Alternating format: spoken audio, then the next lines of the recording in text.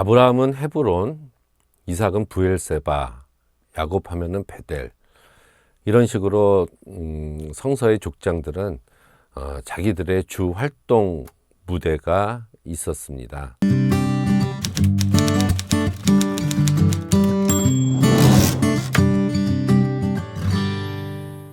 그렇게 놓고 볼 때 이 베델은 야곱의 생애 중에서 가장 두려움에 쌓여 있을 때 가장 뜨겁게 하나님의 손길을 체험한, 순수한 마음으로 진실되게 신앙을 고백했던 서원의 장소였습니다.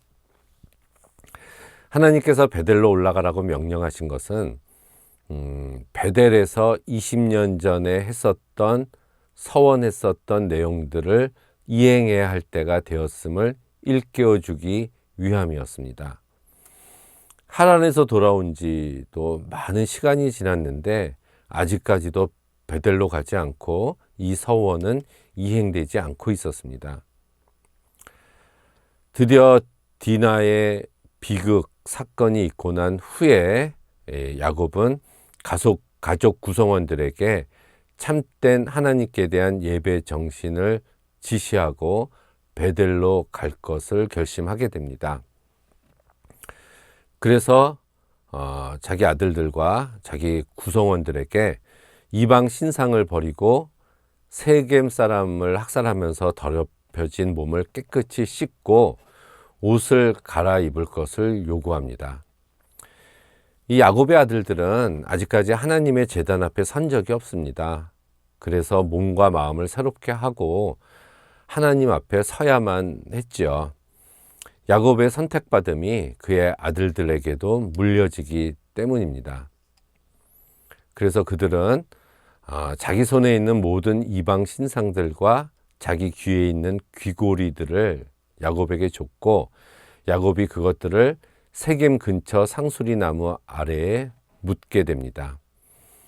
여기서 귀고리는 액세서리가 아니라 이 주물을 새긴 일종의 간이용 우상이었습니다. 이것을 부착하고 있음으로 인해서 악귀를 몰아낸다고 믿고 있었죠. 그리고 상수리 나무가 나오는데 이것은 아브라함이 갈대아 우르와 하란을 떠나서 처음 세겜에 정착했는데 그곳에서 상수리 나무를 밑에서 하나님께 제단을 쌓고 하나님께 예배를 드렸는데 바로 그 상수리 나무라고 표현을 합니다. 정관사 덕가 붙어 있거든요. 그래서 아브라함이 세겜에 들어왔을 때 처음으로 하나님을 만났던 사건의 현장에 그 나무를 언급함으로 인해서 이곳이 과거의 유서 깊은 역사를 일깨워 주는 곳이다는 것을 나타내고 있는 것입니다. 그리고 그것들을 묻습니다. 땅속에.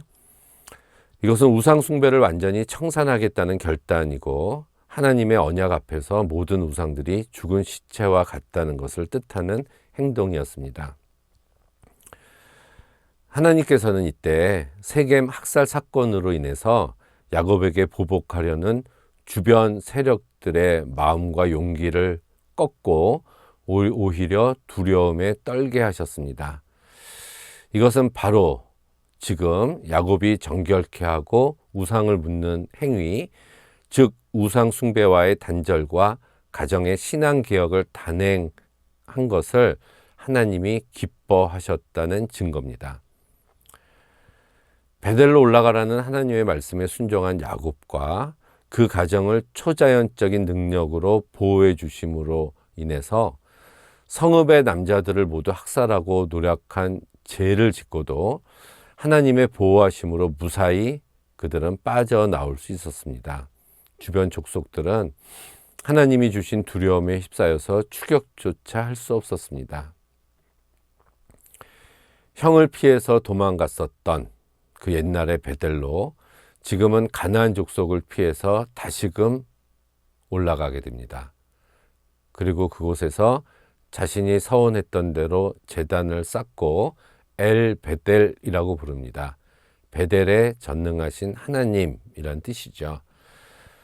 야곱의 신앙의 생애는 이 베델에서 시작하고 베델에서 끝났다고 볼 수가 있습니다.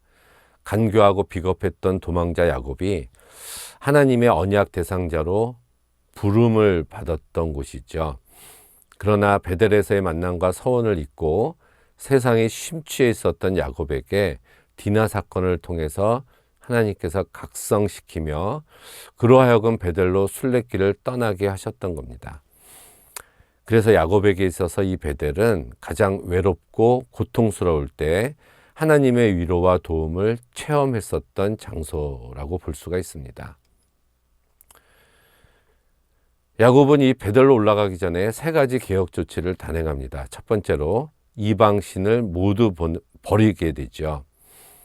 라헬이 훔쳐왔었던 드라빔을 위시한 여러 우상들을 모두 제거합니다. 이렇게 하나님께 나가는 자는 하나님과 대적되는 우상들을 먼저 주변에서 정리하고 제거해야만 합니다. 두 번째로 자신을 정결케 합니다. 이방 풍속에 젖어 있었던 불결한 삶을 청산하라는 의미죠. 이렇게 거룩하신 하나님께 나아가는 자는 몸과 마음을 깨끗이 해야 합니다. 야곱 집안 사람들은 세겜 학살로 인한 피로 얼룩진 몸과 마음을 씻으면서 하나님께 나아가기 위한 준비를 했습니다. 마지막으로 이들은 의복을 바꿉니다. 몸을 씻는 것이 회개를 의미한다면 의복을 바꾸는 것은 구체적인 삶의 변화를 의미합니다. 십계명 수여 전에 백성들에게 옷을 빨고 기다리라는 명령도 마찬가지였고요. 깨끗한 옷을 입는 것은 영적인 개혁과 의를 행하는 것을 성서는 상징을 하고 있습니다. 우리도 예수 그리스도로 옷을 입고 말, 행동, 인격이 변화된 모습을 이루어야 합니다. 이때 하나님께서 야곱에게 다시 나타나십니다. 그래서 이스라엘이라고 다시 칭하시면서 야곱과의 관계가 회복되었음을 선포하십니다. 그런데 이미 야복강에서 이스라엘이란 새 이름을 받았던 적이 있는데 그 이후에도 지금까지도 계속해서 이스라엘로 불리지 않고 야곱이라고 불리워지고 지금 이 35장에 이르러서야 하나님이 직접 이스라엘로 부르신다는 이런 표현이 나옵니다. 그렇다고 해서 이후에 야곱의 이름이 성서에서 사라지고 이스라엘만 불린 것은 아닙니다. 이 33장에서 야복강 사건 이후 33장에서 50장까지 살펴보니까 야곱의 이름이 45번, 이스라엘이라는 이름이 23번 사용이 됩니다. 오히려 야곱의 이름이 더 많이 사용됐죠. 이것은 새로운 이름 이스라엘을 받았지만 어떤 때는 하나님의 뜻에 순종하며 살아가는 이스라엘의 모습을 보이기도 하고, 또 야곱이 어떤 때는 아직도 인간의 의지와 집념이 하나님의 뜻을 거스르는 삶을 살기도 했기 때문에 그런 것은 아닌가, 이렇게 생각되어집니다. 내 이름이 야곱이지만은, 이 말은 너에게 아직도 야곱의 근성, 야곱의 속성이 남아있지만, 이런 뜻이겠죠. 하나님께서는 야곱에게 완벽한 이스라엘을 원하고 계신 것은 아니었습니다. 그냥 야곱이 이스라엘이 될 수 있도록 하나님이 먼저 불러주고 계셨던 것이죠. 그리고 이것은 야복 강가에서의 약속이 결코 변함없음을 확증해 주신 겁니다. 하나님이 이스라엘 백성들을 벌레 같은 야곱, 구더기 같은 이스라엘이라고 부른 것은 그들을 더욱 품어주시기 위해서 부르신 것입니다. 그래서 야곱은 같은 장소에서 하나님과 2번 만남을 경험했기 때문에 이것을 하나님의 집이라고 부릅니다. 처음에는 루스였다가 베델이었다가 엘베델 이렇게 되죠.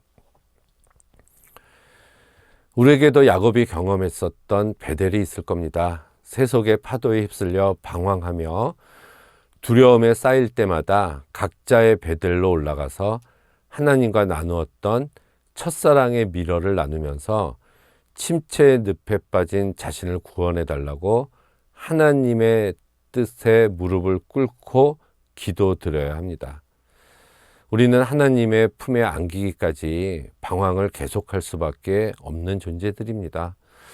우리가 자신의 삶의 목표를 이루기 위해서 온 정열을 불태우면서 세상에서의 성공이 삶의 안정과 권위를 제공한다고 믿지만 그 결과는 항상 허무와 고통, 두려움만을 남길 뿐이었습니다. 하나님을 제외한 모든 것은 무너질 수밖에 없습니다. 하나님의 주권을 인정하는 삶이 궁극적으로 참 평안과 번영을 누릴 수 있는 거죠. 그래서 야곱의 삶은 이 모든 것을 교과서처럼 보여주고 있는 삶입니다. 야곱이 철저히 인간적이며 간교했을 때는 물질이나 세상적인 면에서 번영을 누릴 수 있었지만 그 이면에는 항상 쫓김과 방황과 영육의 고통이 함께 했습니다.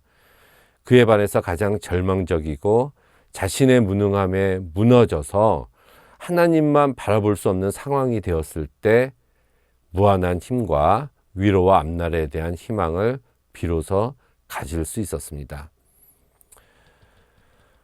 우리는 어떠한 것을 소유했느냐 하는 것이 중요한 것이 아니라 무엇을 소유했느냐가 중요한 것이 아니라 우리가 누구의 소유가 되었느냐 이것이 중요하죠. 하나님의 품 안에 있느냐 아니냐, 하나님의 품을 떠나 자기가 주인된 세상을 살고 있느냐 이것이 포인트가 됩니다.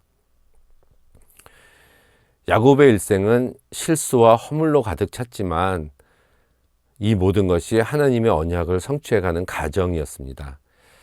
가나안 입성을 위한 기나긴 여정으로 끝내 하나님의 품 베델로 돌아와서 그 서원했던 것을 이루었다는 것에 의미가 있습니다. 베델로 올라가라 라는 부르심이 우리에게도 온다면 우리는 그 자리에서 모든 것을 버려두고 순종해야 합니다. 우리의 삶에 방향 전환이 필요함을 알려주는 그런 신호이기 때문입니다. 바로 죄악의 길을 돌이켜서 하나님께 나아갈 때이기 때문에 그렇습니다.